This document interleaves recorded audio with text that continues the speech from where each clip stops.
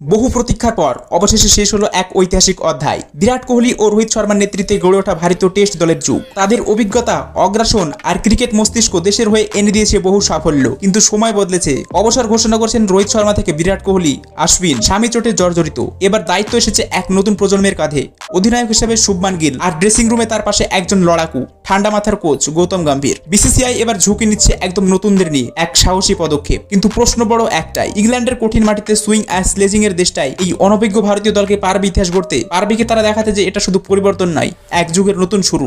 ভারতীয় টেস্ট ক্রিকেটে বিরাট রোহিত জামানায় ইতি। পুরনোদের মধ্যে রবিচন্দ্রন অশ্বিনও অবসর নিয়েছেন। মোহাম্মদ শামির ফিটনেস নিয়েও বিস্তার প্রশ্ন। শোনা যাচ্ছে অধিনায়ক হিসেবে দায়িত্ব দেওয়া হতে পারে এই প্রজন্মের তারকা শুভমান গিলকে। তরুণ অধিনায়ক কোচ গম্ভীরও চাইছেন এবার তরুণে জোর দিতে। স্বাভাবিকভাবে ইংল্যান্ড সফরে একঝাঁক তরুণ ক্রিকেটারকে সুযোগ দিতে পারে বিসিসিআই। সেক্ষেত্রে কেমন হতে পারে ইংল্যান্ড সফরে সম্ভাব্য ভারতীয় দল? চলুন খুঁজে দেখা যাক। শুভমান গিল, রোহিত পরবর্তী জামানায় তিনি সম্ভবত অধিনায়ক হবেন। ইংল্যান্ড সফরে কিভাবে অনভিজ্ঞ দলের নেতৃত্ব দেন সেটাই দেখার। ইংল্যান্ডের বিরুদ্ধে 5 টেস্টের সিরিজে তিনি 3 বা 4 নম্বরে খেলতে পারেন। যশস্বী জয়সওয়াল ওপেনার হিসেবে ইতিমধ্যে নিজের জায়গা পাকা করে ফেলেছেন তিনি। বস্তুত গিলের পাশে যাকে আগামী দিনের মহাতারকা হিসেবে ধরা হচ্ছে তিনি জয়সওয়াল। কেএল রাহুল, বিরাট রোহিতিন ব্যাটিং বিভাগের সবচেয়ে অভিজ্ঞ এবং নির্ভরশীল মুখ। অতীতে ইংল্যান্ডে সফল হয়েছেন তিনি। এবার তাকে ওপেনার হিসেবে খেলানো হয় নাকি 4 নম্বরে ব্যাট করানো হয় সেটাই দেখবার। সাই সুদর্শন ও করুণ নায়ার দুজনেই ঘরোয়া ক্রিকেটে দুর্দান্ত ফর্মে। টেকনিকের দিক থেকে দুজনেই প্রথম সারির। ইংল্যান্ডের বিমানে দুজনেরই ওঠার সম্ভাবনা আছে। অত্যন্ত যে কোনো একজন সুযোগ পাবেন। করুণ নায়ারের পক্ষে যে ফ্যাক্টর আছে সেটা হলো তার অভিজ্ঞতা, আর সাই সুদর্শনের পক্ষে যাচ্ছে অধিনায়ক গিলের ভোট। শ্রেয়স আয়ার বেশ কিছুদিন টেস্ট দলের বাইরে থাকলেও জাতীয় দলের জার্সিতে তার রেকর্ড খারাপ নয়। তাছাড়া সম্প্রতি ফর্মও দুর্দান্ত। বিরাটের অনুপস্থিতিতে তার দলে সুযোগ পাওয়ার সমূহ সম্ভাবনা। ঋষভ পান্থ ভারতীয় টেস্ট দলের অন্যতম সেরা তারকা। তিনি 5 বা 6 নম্বরে খেলবেন।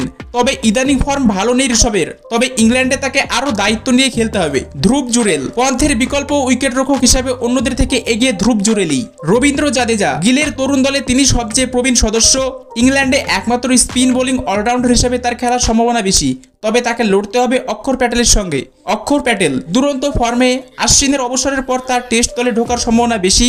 তবে প্রথম একাদশে ঢুকতে তাকে লড়তে হবে জাদেজার সঙ্গে। নীতিশ রেড্ডি অস্ট্রেলিয়া সফরে অভিষেকের পর বেশ নজর কেড়েছিলেন তিনি। ইংল্যান্ড সফরে পেস বোলিং অলরাউন্ডার হিসেবে সুযোগ পেতে পারেন। তবে তার বোলিং নিয়ে এখনো সংশয় রয়েছে। Shardul Thakur pace bowling allrounder হিসেবে দলে কামব্যাক হতে পারে শার্দুল ঠাকুরের। ইংল্যান্ডের সুইং সহায়ক পিচে বেশ উপযোগী হতে পারেন তিনি। জসপ্রীত বুমরাহকে নিয়ে আলাদা করে কিছু বলার নেই। ভারতের পেস আক্রমণকে নেতৃত্ব দেবেন তিনি।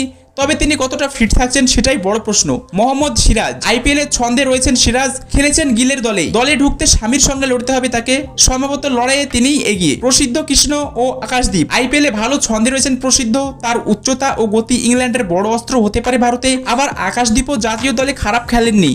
তবে দুজনের যে কোনো একজন সুযোগ পাবেন ভারতীয় দলে। আর্শদীপ সিং দীর্ঘদিন ভারতের জাতীয় টেস্ট দলে কোনো বাঁহাতি পেসার নিয়মিত খেলছেন না। শুভমান গিল সম্ভবত একজন বাঁহাতি পেসারকে দলে চাইছে। সেক্ষেত্রে বাকিদের থেকে এগিয়ে আর্শদীপ সিং। এর বাইরে মোহাম্মদ শামি, সরফরাজ খান, অভিমান্যু, ঈশ্বরন্দের কথা ভাবা হতে পারে জাতীয় দলের জন্য। তরুণদের নিয়ে গড়া এই নতুন ভারতীয় দলকে পারবে ইংল্যান্ডের কঠিন পরিবেশে নিজেদেরকে প্রমাণ করতে? শুভমান গিলের নেতৃত্বে, গম্ভীরের কৌশলে এই দল কি পারবে রোহিত বিরাটদের শূন্যতা পূরণ করতে? নাকি অপেক্ষা করছে আরো কঠিন বাস্তবতা?